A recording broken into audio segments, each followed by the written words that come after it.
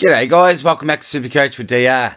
So for today's video, we've got the post-Marsh series review on the Hawks. A few very relevant SuperCoach selections, which we'll discuss very soon. But just before we do, very quickly, we do have some spots left in the $50 cash league. So if you are interested in joining that, email me at supercoachwithdr@outlook.com and we'll get you into the league and give you all the details that you need. So let's get straight into it. The first man here is one of those players who I think will be very SuperCoach relevant this year, James Sicily.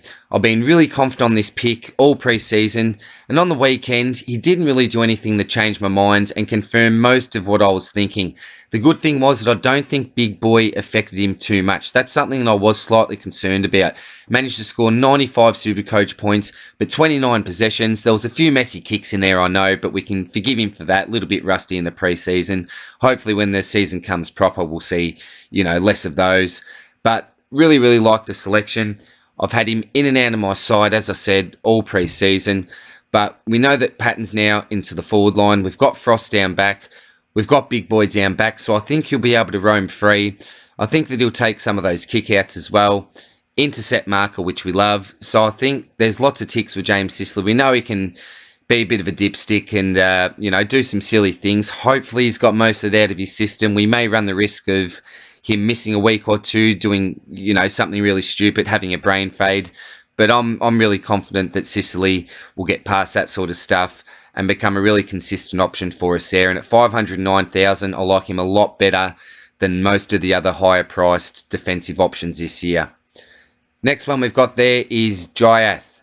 Scored the 64 points from 78% time on ground in the first game, 14 disposals, looked okay. In game 2, scored 30 from 26% game time, so great points per minute there. Is this a bloke that will come in for a hard week? He's a slightly built, rangy sort of fella, but has some toe, can play a little bit taller.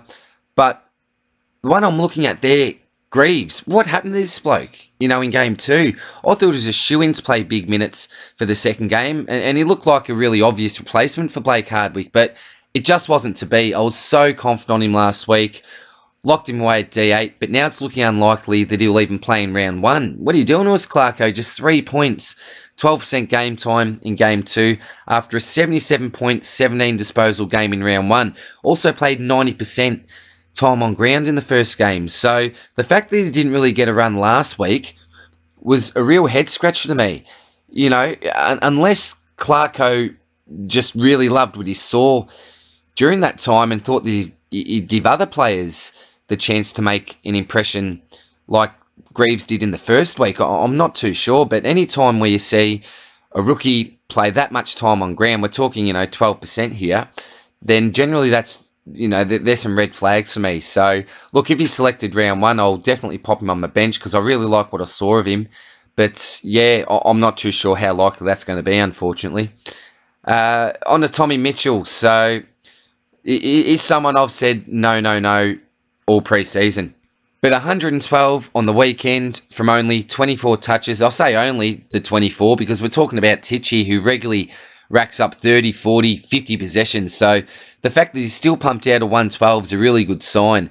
As I said, been a massive no during all the preseason. I thought he'd have a bit of a rusty start, maybe have a few mental demons still lingering about the injury, so he may have the tendency to step back a little bit, but it seems like I was wrong.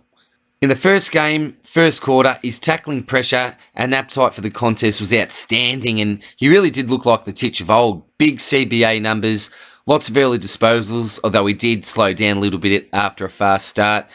He still hasn't managed to make his way into my side, but I'm really nervous about not having him. We do need to remember that the pressure, the hardness in the season proper goes to another level, and I do expect his time on ground to be lower than his 2018 average to start off the season anyway. But with Titch, he only needs limited minutes to make an impact, and it doesn't look like his leg is affecting his performance. I've gone to being a big no, as I said, to being, I suppose, to sitting on the fence with this pick. So I wouldn't begrudge anyone for selecting him or not selecting him, to be quite honest. The main issue would be that due to his giant ceiling, he may be really difficult to bring in if he does have a fast start to the year. If he is really over his leg issues, he may be close to 700k before we know it, because we know what he's produced in the past. He was terrific for me a couple of seasons ago, for most of us a couple of seasons ago, but As I said, I've gone with 5 others, and I'll be looking to hopefully bring him in after the bye, but that's in an ideal world. So the next one there, the Warpedo, tough nut, finds a heap of the footy, great result in the BNF, highly rated, but there's one thing I think will hold him back from entering that elite status, and that's the fact that he can butcher the ball. He's just not that clean with the ball in hand. He's young, so he's got the time to work on it, but I can say with pretty great confidence that he won't be a top 10 to 15 midfielder, and the value simply isn't there. If he could improve some of his decision-making, increase his efficiency during the year, then he may become relevant possibly in 2021, but not a fan of him this year at 527,000. O'Meara, another great player. Probably still haven't seen the best of him. Terrible injury history. We know that up there at the Gold Coast, he wasn't happy in the end and really did need a change. He has actually performed pretty admirably at the Hawks as well. I think that he can go to another level, but I don't think that the level he can go to will be that elite level. So again, 491,000 may make you 20 to 30 grand, during the season, but yeah, not for me.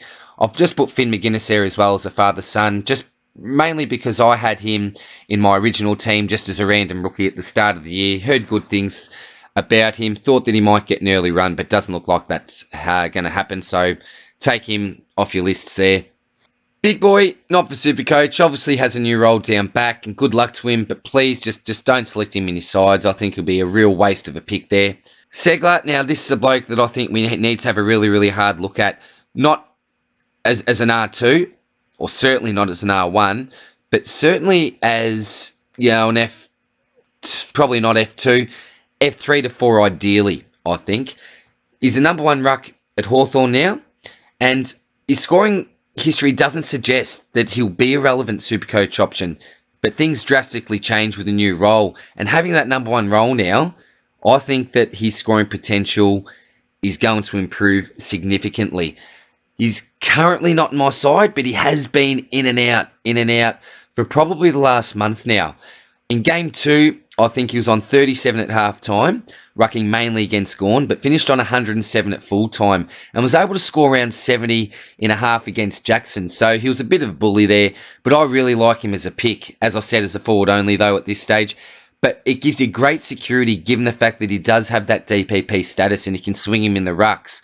Number 1 rucks generally score well, and at just over 400,000, I actually think he's underpriced for what he can produce. So he's in heavy consideration from my side. Probably a 50-50 call for me at the moment. And in the first game there, 80 points from 66% time on ground. So look really solid there as well. And the points per minute, 80 from 66%. That's a really attractive score for mine. So certainly an option that we need to look at closely. Wingard there. So I'm not a fan of the Chad. Super talented player. Seems to play, for me anyway, either really well or really ordinary. There's not a lot of in between for Chad. If he plays some midfield minutes, he can have a huge quarter here and there. Comes at a half reasonable price, I suppose, but I think there's just better value elsewhere. And the last one there is Johnny Patton. I'm not sure about his ownership, but I have seen him in sides here and there. I can see why, I suppose. He's got that forward ruck DPP. He's changed clubs now. Well, he's hopefully looking to get onto the park. Actually looked pretty good in the pre-season.